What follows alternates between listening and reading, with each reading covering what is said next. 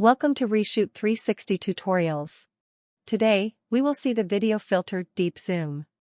Before starting, select a 360 photo or a 360 video you would like to edit.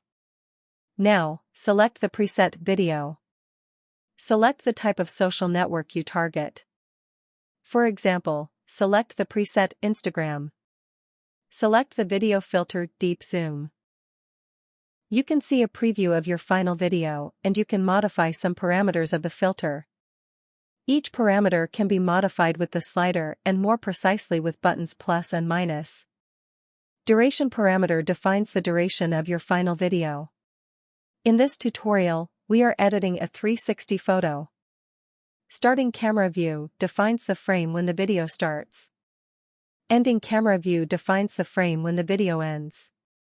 Use the blue button with the round arrow to modify. Slide the screen to move the camera. Use again the blue button to lock the camera. You can use the video preview slider to seek in the video preview. Play the video preview by using the play button. You can pause the video preview by clicking again on the screen.